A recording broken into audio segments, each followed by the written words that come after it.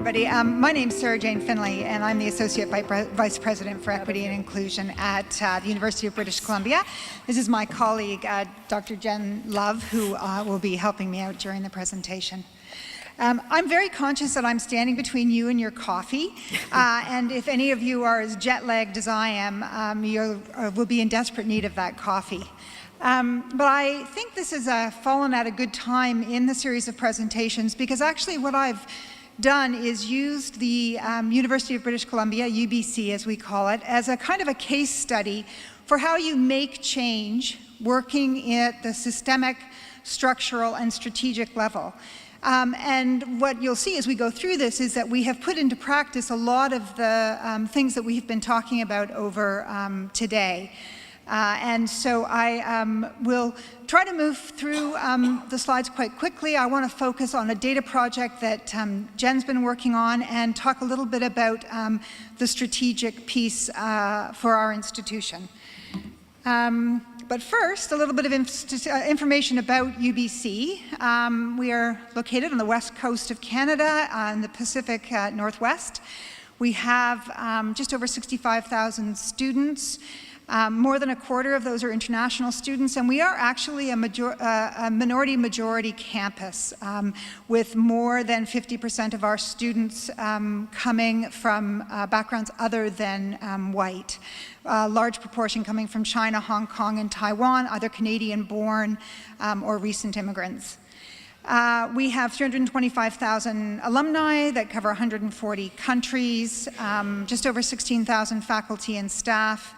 Our annual operating budget is $2.6 billion, and because ranking always matters, we're 34th in the Times Higher and are recognized as the 24th most international university. So it just gives you a little bit of a sense of the university itself. We have a new president. He's a Japanese Canadian and has brought a real focus on equity, diversity, and inclusion to the University of British Columbia. He was the president at Cincinnati prior to his time with us. And in one of his very early speeches, he really outlined how important he thought equity and diversity were to the mission of the university, and to this idea or concept of equity and diversity being embedded into the work that the university does. And I think as we go through the presentation, you'll see how that's the case, and I'll talk about a project that works specifically around embedding inclusion at the university. As an institution, we've moved away from equity and diversity, so sort of that focus on counting and measuring and box ticking, doing things because it's the right thing to do, to a real focus on inclusion, which requires equity and diversity, but also this recognition of the importance of inclusion to our ability to be an excellent institution. And I'm going to talk about the systemic and structural, and then a little bit of focus on the strategic. So if we start with the structural, I'm actually going to start with the creation of my position. There was an assessment done in 2013 of the needs at the institution around equity and diversity. And while they had looked at a model of a chief diversity officer like we see in many of the US universities, what they recognized was that sometimes by setting up a separate vice presidential portfolio around equity and diversity ends up siloing the activities. And my way of talking about it would be that if I wanted to work in somebody else's, or play in somebody else's playground, I was always going to have to be asking for their permission. And instead what we have is an office that has a reporting relationship to 4 of the VPs. The human resources, the provost, and the students, and then to our deputy vice chancellor at our Okanagan campus, which is in the interior of BC. So I got 4 bosses. You know, that can sometimes be a bit challenging. At the same time, I sit at their senior tables. I influence up and influence down. And when I really want to do something, I play them off against each other to move things forward. You know, there's nothing like a good crisis, and UBC, if there are any other Canadian institutions here, will know that we've had a number of good crises over the last few years. But they are an opportunity to be generative in the types of ways you can move things forward. And two that I just want to talk about quickly were one that was around some racist and sexist chants that students were singing during orientation in 2013, and then a recognition of the inequitable distribution of salaries between male and female faculty members. And both of those, while they were difficult to go through at the time, did have some really good outcomes in terms of the kind of systemic work we can do around equity and diversity. So one of them resulted in the creation of a network of faculty equity leads. This is somebody in each of the faculties who is appointed at the associate dean level who has a focus on equity and diversity. Now sometimes that's for all faculty, staff, and students. Sometimes it's more for students or more for faculty. But it does mean that there is somebody sitting at the dean's senior table who has equity on their agenda. And I want to say thank you to my colleagues who are here from UBC who have taken on those roles over the years. The other thing is that our pay equity review resulted in a payout to female faculty to ameliorate the difference that was identified. But it also had some other good recommendations. And one of them was the establishment of Professor Jen Love's role as a senior advisor to the Provost on women faculty. That role has been around since 2013? Yeah, since 2013, and one other person has held it before Jen.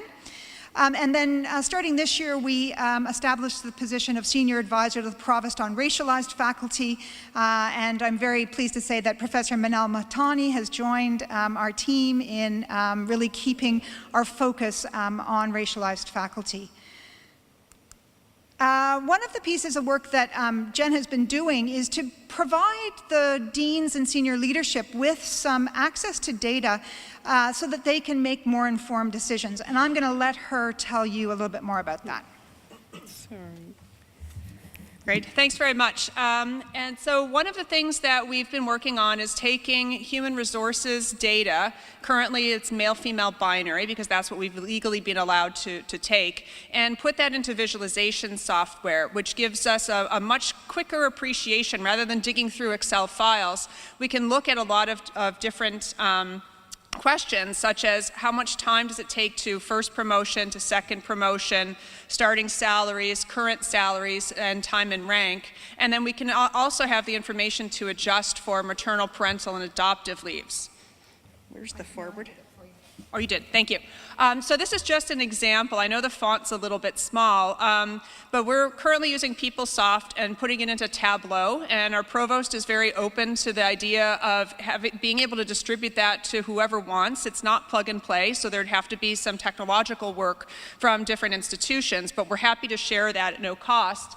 And this is just an example of the faculty data dashboard, and you can see, hopefully, the average time to second promotion to full professor, and that's from whom you're drawing most of your leadership ranks. There's almost a full year gap, and that doesn't go away even adjusted for maternal, parental, adoptive leaves. And it's worse in some faculties than in others. So this is really allowing us to really drill down into some of these issues. We are hoping to be able to add other kinds of data rather than just the binary around sex, which is what we're limited to at the moment. But in future iterations, we want to be able to add information about race, ability, sexuality, gender identity. So just to move on to the systemic now, I've just picked out two examples, and they are things I think we've been talking about already during the talks that we've heard today, so I won't spend too much time on them. The first is the necessity for collecting data. And so while I say that there isn't a focus on data at UBC, we still see the importance of having the data in order to be able to track how we're doing and to look for particular trends. But even more important is the ability to dig into that data and look at what it's really telling us. And so we have used that through an employment systems review to look for places where power and privilege are intervening in the processes at the university. And so we're looking for systemic barriers. Most of the time when these reports are done, the universities gloss over any places where there may be systemic barriers to particular groups. In Canada, they're called the federally designated groups. FDGs is what they're referred to up there. To look for barriers in terms of hiring, promotion, retention, and termination. We've been very clear that in our employment systems review that we've undertaken over this last year, we have found instances of systemic discrimination. And we're using that then as a basis for an employment equity plan that is not a goal-based plan, but actually a real mapping out of how over the next 5 years we will be working to ameliorate those issues of systemic discrimination so that we remove the barriers for women, visible minorities, Indigenous people, and people with disabilities at the university. The second one is the work that we do with hiring committees. I spend a lot of my time, as do my colleagues, doing sessions with search committees. And I suspect, like many of you, over the last 25 years, we have been focusing a lot on unconscious bias, implicit bias, and really have not seen it have much impact. I don't even talk about unconscious bias any longer. I talk about conscious bias because I think we let people off the hook when we say it's unconscious. But like other people have mentioned, we are also moving away from that focus on bias towards a focus on inclusion skills or diversity competencies. We were calling it diversity competencies, but my colleagues from HR wanted me to start using a skills-based language, so now we talk about inclusion skills. And so working with search committees on creating job descriptions and creating interview questions and creating hiring criteria that include and weight inclusion skills very highly within the search process. Partially this is because we have an incredibly diverse undergraduate student population, graduate student population as well. And we do need teachers who can work in that diverse environment and bring with them the skills to teach in a way that incorporates intercultural competencies, intercultural understanding, and some understanding of, particularly for Canada and for our location, our relationships and histories with our Indigenous peoples. And now I just want to turn finally to the strategic piece, and I will spend a little more time digging into this, if I have time. This is where we really get into this notion of how one embeds equity and diversity into the systems and structures of UBC. And so we recently had a strategic plan which I think probably looked like most strategic plans at other universities. It had 4 main areas of focus: people and places, research excellence, transformative learning, and local and global engagement. I think you probably find those in most university strategic plans. But then running through it were these 3 priorities of collaboration, inclusion, and innovation. And the president has said that in his perspective, inclusion is the most important of those 3 priorities and the one that we need to think about operationalizing first.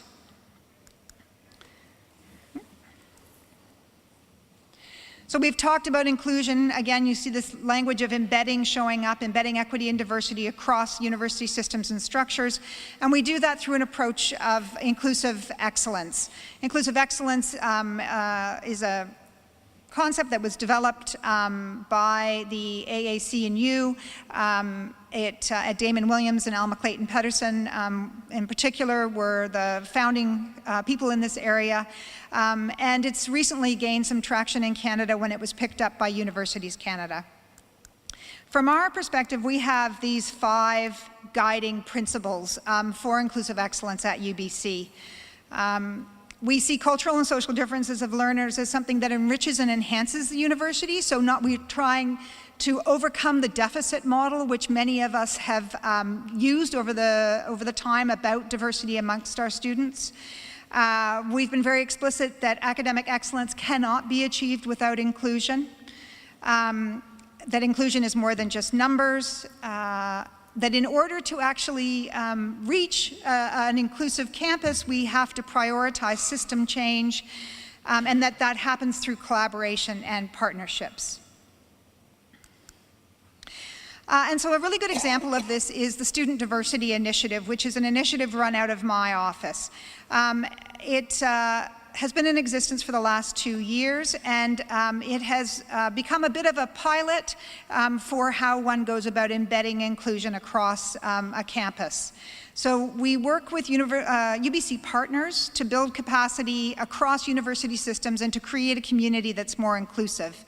And we want to address the changing dynamics of our student body and have an institution that is responsive to who our students are. So this is the model that we have, and I'm sorry, I guess it's okay, big enough on that screen. And what you see is that we have within my office a strategic support team, which is across the middle.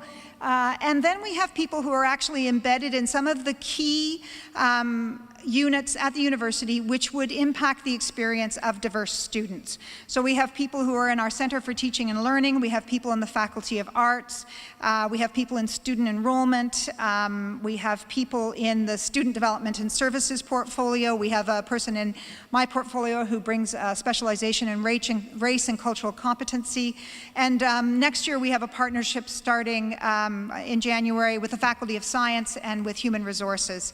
And these people are co-managed between my office and the office where they're embedded, and their job is really to be looking for leverage points within those particular departments where we can change the systems and structures in order to make a more inclusive university.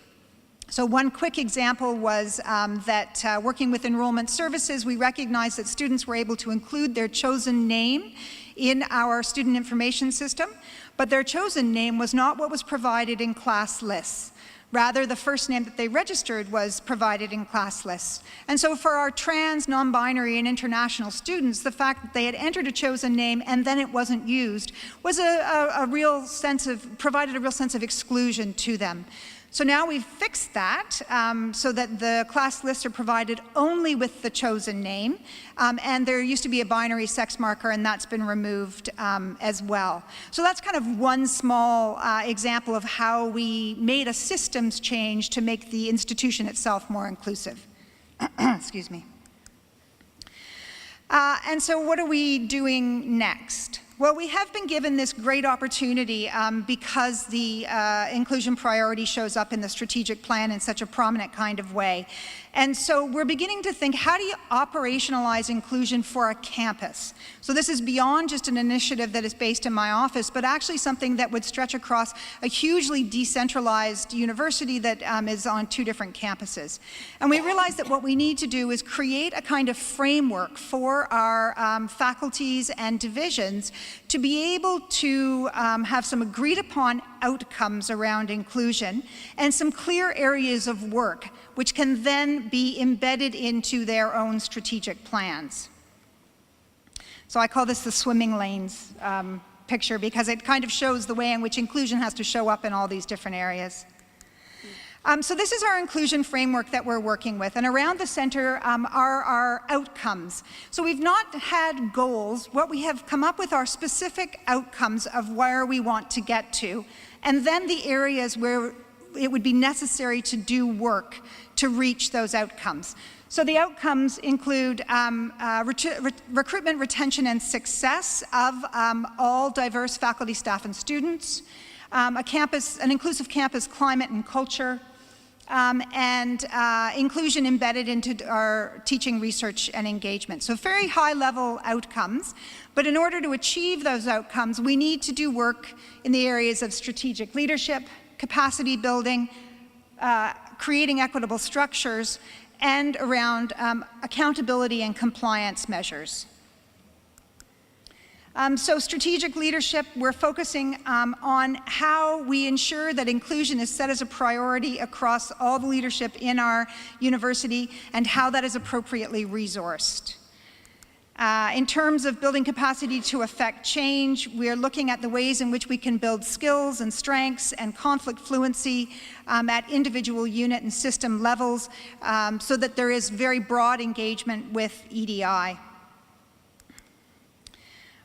We, of course, as any institution, we have compliance needs, but we also recognize the importance of accountability both to our provincial government, our federal government, and to our own community as well. And so that becomes something that we require a focus on in doing this work. And then finally, it's on creating and strengthening equitable structures. So we're looking, this is the points of leverage, where we're looking for places of finding, to create equitable processes, practices and policies which have robust accountability, evidence-based decisions, and really have the ability to affect change for our institution. And so those are the 4 areas where we're going to be conducting work over the next 5 to 10 years as we try to work towards the outcomes that we determined. And it all comes together in a nice circle. So thank you for that. I have really appreciated the speakers earlier who I think have covered a great deal of what we've talked about, and I hope that this package of information shows you how one institution at least is working towards inclusive excellence. Thanks. Thank you. Just quickly check if there's any questions for you. Is that okay? Yeah, I see one question here. Do we have a mic for I can't see. person in the middle?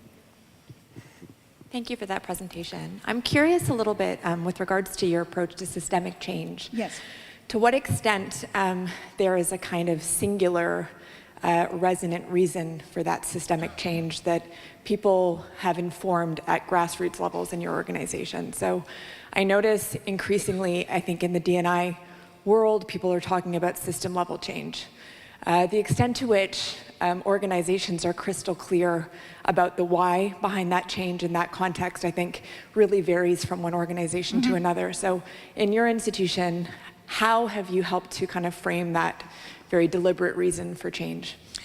Thank you. Yeah, that has been a big part of our conversations over the last year or so as we work towards getting inclusion in as a priority within the strategic plan. And one of the ways I have talked about it and have found has resonated a great deal with people at the university is that up until about 30 years ago in Canada, we only educated 10% of the population. Only 10% of the population went to university. That was largely elite, white, more male than female groups of people. 30 years later, we're now admitting more than 35% of the population attend higher education. And so we have a completely different group of people who are coming to the university than the university was designed for. So our university is still designed to teach an elite minority of students, and has treated those students who are outside of that elite minority as somehow being deficit. And so the approach has been to add in more programs and more services in order to somehow kind of level a playing field amongst the more diverse groups of students that are now at university. And what we're saying is, you know, that is one approach. The other approach is to change the system and change the structure that's developed to educate only a very small group of our population, to actually recognize the range of students who are now coming in and to offer them an equal educational experience and one that allows them access to the same kind of excellence that the elite majority of students had access to in the past. Were there any other pressing questions? Or you're all happy to move on to coffee? All right, great. Well, thank you so much. Okay. Thanks for that. Great. Thank you. Thank you.